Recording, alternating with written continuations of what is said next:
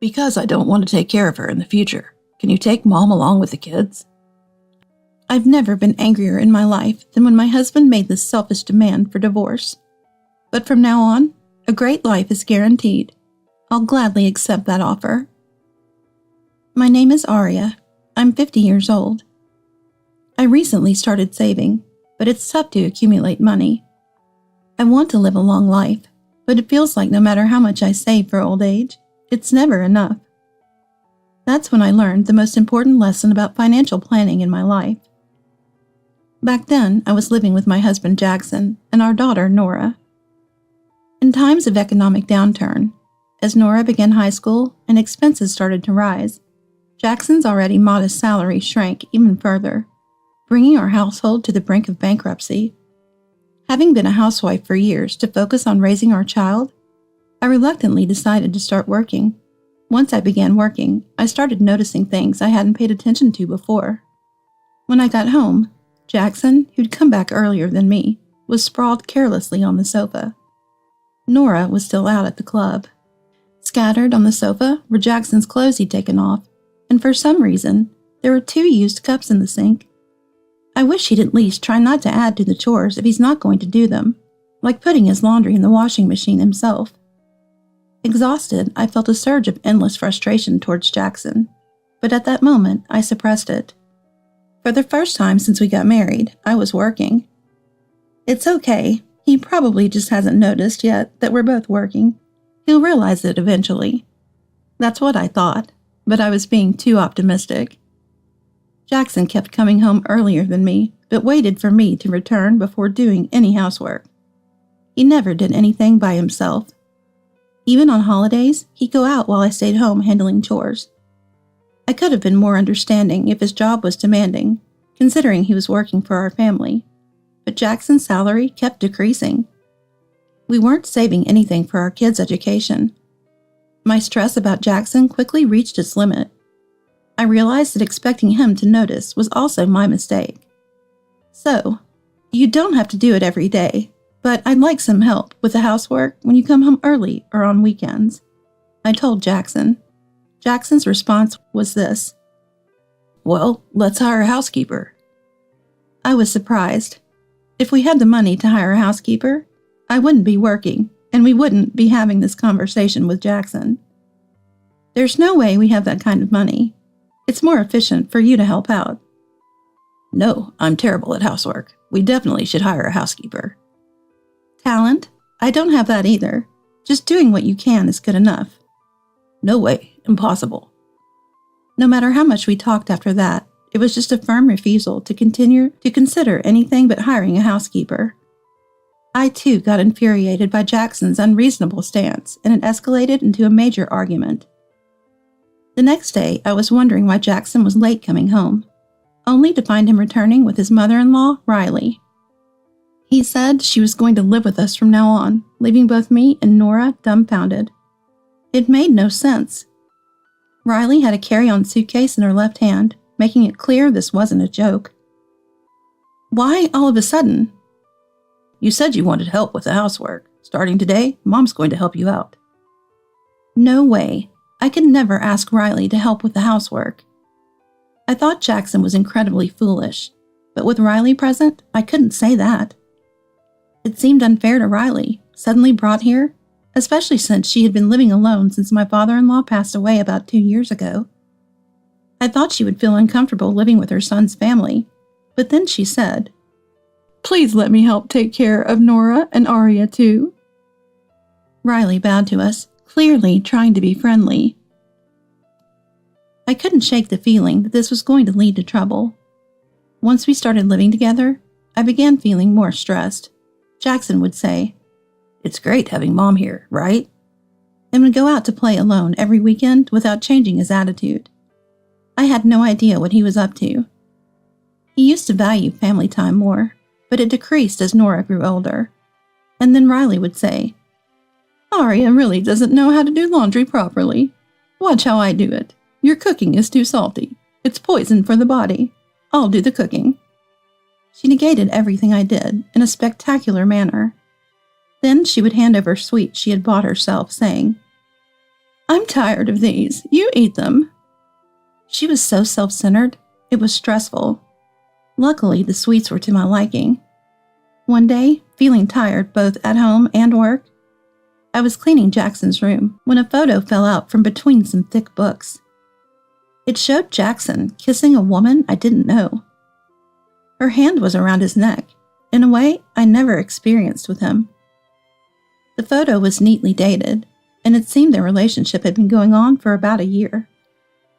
It became clear he had been meeting her not just on weekends, but also on work days. No wonder his salary had been decreasing. I had been feeling dissatisfied and irritated with Jackson recently, but that didn't mean my love for him had vanished. We had been together for so long, I thought we could work through this, as I still cherished him as my husband and Nora's father. But now, I was supposed to put the photo back where it came from, but I couldn't muster the strength. I don't know how long I sat on the floor, staring at the photo of Jackson and the woman embracing. "Mom, what are you doing?" Startled by Nora's voice, I realized she was approaching from the door I had left open. It was too late to hide the photo. "What's this?" "Nora, this is..." What was I supposed to say? I tried to make an excuse, but no words came out. I fell silent in front of Nora, as if I were the one who had cheated. What should one say in such a situation? "I understand." With those words, Nora dropped the photo on the floor and left the room. I honestly didn't understand what Nora meant by saying she understood, but it was clear she was shocked by her father's infidelity. Her words probably contained a mix of wanting to forgive and not being able to forgive her father. While I was looking for the right moment to confront Jackson about the photo with the other woman, I got a call from the school saying Nora had collapsed with stomach pain during gym class. I left work in a hurry, rushed to the school, and after giving her some stomach medicine at home, she seemed to calm down, which was a relief. "Nora, is the reason you're feeling unwell because of what happened yesterday?" Nora stayed silent to my question. I wanted to say that I could understand if she stayed silent, but I understood her feelings, so I wanted for her to speak. "Aren't you going to divorce?" After a while, Nora asked in a small voice. Now it was my turn to be silent. I hadn't thought about anything yet after yesterday and today. I didn't have enough money to support Nora's further education, and I wondered if it was right to divorce based on emotion. And I was also curious about what Nora wanted from us. Did she want us to divorce or not? "I don't really feel like we can start over." I thought my answer was vague and cowardly. "Just divorce him, Mom. It's okay. He doesn't work and cheats while you're working hard. I still don't hate Dad, but when I see his face, I feel hate. I can't forgive him." Knowing about the affair, but still unable to hate, her father must have been why Nora was suffering so much. Hating, yet unable to hate. I felt I understood that feeling. But no matter what, I knew we couldn't start over as a family from the moment I felt I couldn't forgive. We agreed to pretend not to notice Jackson's affair for a while. 2 months later, when we were alone, I told Jackson I knew about his affair. He looked surprised for a moment, then silent when I showed him a certain photo. It was a photo of Jackson and his mistress meeting at a cafe near his office, and then disappearing into a shady hotel area. The album was all dated in the past, so he might claim they've broken up by now. That's why I spent 2 months gathering evidence without letting Jackson notice. "You knew? Then let's make this quick. Let's divorce." Jackson took a deep breath, crossed his legs, and turned to me with an arrogant attitude. "I don't want to take care of Mom in the future. I'll give her to you along with Nora. In return, I'll pay whatever you ask for alimony and child support. But I'm going to inherit Mom's estate, so don't cut ties with her. Allow me to see her occasionally." I felt an intense hatred for Jackson for the first time in my life. But I didn't care. I told Jackson, "So, you'll pay alimony and child support?" I asked for confirmation again. I would have taken it even if he said no, but it was good to know he was willing to pay. "Luckily, my mistress is wealthy and in love with me. She'll pay up if I say we're divorcing." Good. Then the three of us will leave this house. And so I divorced Jackson, took Nora and Riley, and left the house to start a new and best life. What's so great about taking self-centered Riley and Nora and becoming a single parent? Actually, we already knew that Jackson might kick us out because of his mistress. Riley had accidentally overheard a phone conversation between Jackson and his mistress, and sensed her son's infidelity. Riley had previously seen Jackson walking arm in arm with an unknown woman in town before she moved in with us. She was considering confronting her son when he suggested they live together. Seeing him walking with the woman was a weak point to confront Jackson. She was worried it might be a mistake, so for Riley, this offer was a good one. It increased the chances of finding evidence of the affair. That's why Riley agreed to move in with us. Of course, she was intended to help with the housework. Huh? Helping out. Wasn't I just being complained at all the time?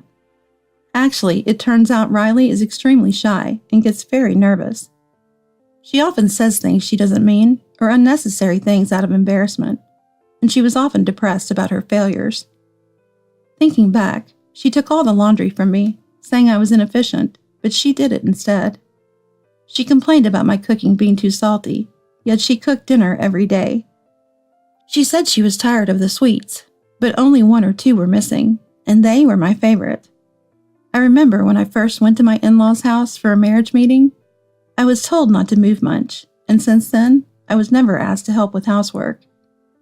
It must have been her way of making sure I didn't have to work. Since Jackson seldom visited his hometown, I never had the chance to bond with Riley or realize her shyness, but now I finally understand. Riley is just a clumsy, kind person. Realizing we knew about Jackson's infidelity from our conversation, Riley promised to tell us everything she knew and support us.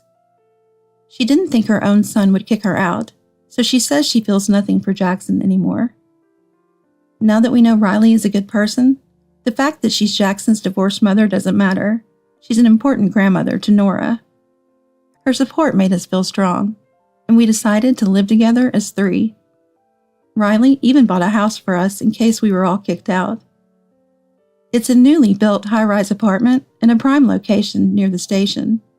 Moreover, Riley said, "I put up with this ridiculous condition of caring for my ex-daughter-in-law instead of my own son. So he better send me money, otherwise I won't leave him any inheritance." She put herself in a bad position to demand support from Jackson. Thanks to that, we're now enjoying a luxurious life in a high-rise apartment, not only with alimony and compensation from Jackson and his mistress, but also with child support and financial support from him. In this way of living, our living standard has improved since the divorce, hasn't it? Nora remarked. Riley, thoughtfully, moved us to a high-rise apartment within a comfortable distance from Nora's school, making her the envy of her classmates. She seems genuinely happy about it. Nora, once upset by Jackson's affair, now seems more energetic than ever, even going to the indoor pool in our building every day. "I couldn't bear to look at my foolish son, but now I'm thankful for his stupidity." She started going to the gym frequented by residents of a nearby high-rise and made friends there. She learned to use a mobile phone from Nora and now enjoys playing games and chatting with her friends. She still tries to do all the housework, so I had to desperately negotiate to share the chores. If I leave her alone, she'd do everything so perfectly that I'd have nothing left to do. Too kind. As for me, I've been able to reduce my work shifts thanks to our improved living situation, allowing me to have more time for myself. I even started going to the gym with Riley. Since moving here, my face has become less saggy, and I've even looked a bit younger. One day, while we were all happy, Jackson contacted Riley, wanting to see her. Riley already knew that Jackson hadn't cut ties with her for the inheritance because I told her. Because I spoke. Riley also pretends not to know about that and says, "I want to keep the relationship because I want his support money." But in reality, Jackson had never actually tried to see Riley. What's this sudden change about? When I told Riley, she said we should meet him at least once. Fearing to invite him to our house, we decided to meet at our old home. And a week later, Jackson arrived at the house at the agreed time. It had only been 3 months since the divorce, but he looked a bit older. Sorry for contacting you suddenly. He apologized, to which I replied, "Just get to the point." Jackson seemed surprised for a moment by Nora's sharp words, but then took a deep breath and quietly began to explain his current situation.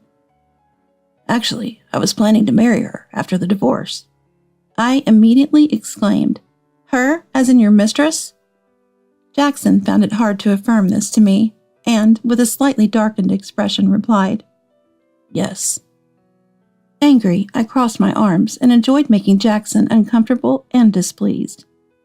No matter how many times I asked her to live together, she just gave vague, evasive answers, and since this month, I haven't been able to contact her. Nora and Riley burst into laughter at his words.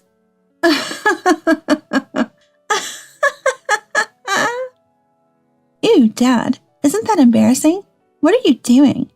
You asked her to remarry and she ran away? That's like total rejection. It seems you were the only serious one.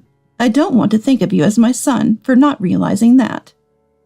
Jackson, bombarded with harsh words from both, seemed to have lost the strength to retaliate and just quietly took the verbal abuse. Did you two say something to her? Like you wouldn't forgive her if she remarried or something? His near tearful words surprised us all, and after a moment, we all burst into laughter.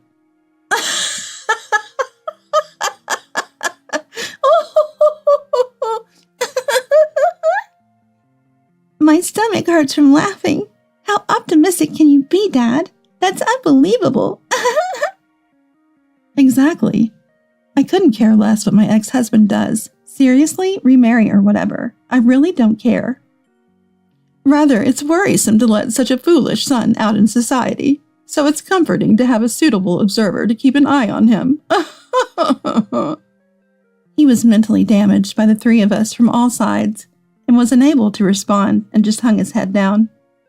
He couldn't retaliate and just hung his head down, showing he truly believed we had said something to his mistress.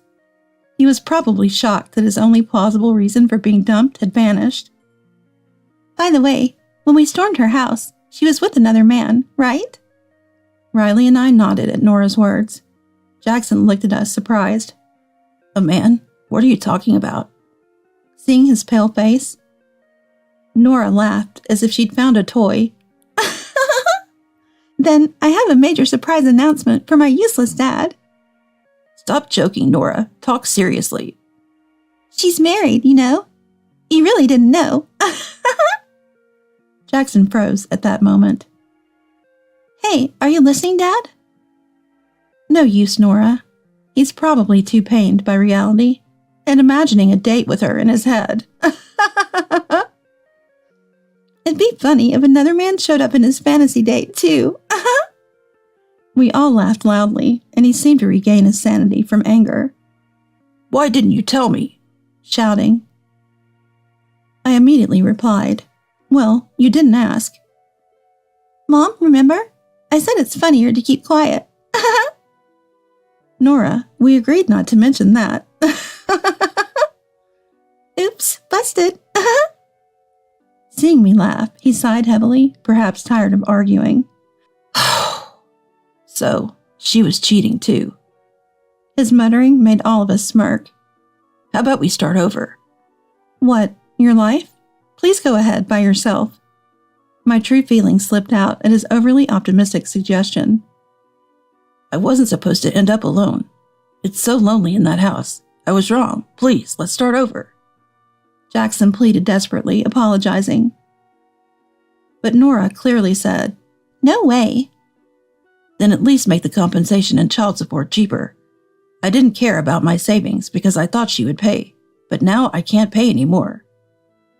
Don't worry, we'll send reminders until you pay. And if it's really impossible, look forward to a surprise called foreclosure. Jackson groaned at my words.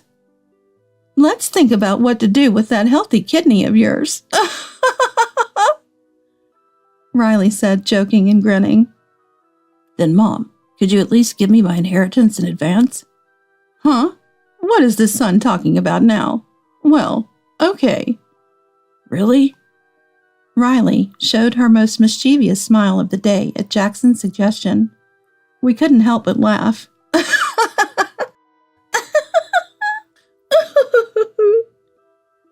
The only inheritance left is this old house, built 50 years ago.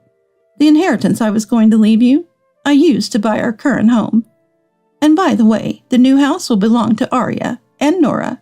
I've already taken care of the will. No way. This house is old, and the land isn't great, so it'll probably cost you to get rid of it. The rest is up to you, my foolish son. Bye, Dad. I'll call you Dad as long as you pay child support, so make sure you do. And don't forget about the alimony for me. I'll send a reminder if you're late. We left the house without comforting a son Jackson. Eventually, Jackson managed to contact his mistress, only to be scolded and dumped for taking their fling too seriously. Well, that was to be expected. Out of loneliness, he tried to contact us several times, proposing to reconcile, but each time we toyed with him and sent him packing until he finally stopped trying.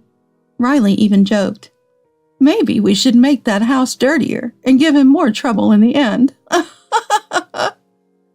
She's having fun saying that. It seems she plans to keep him as a plaything without cutting ties.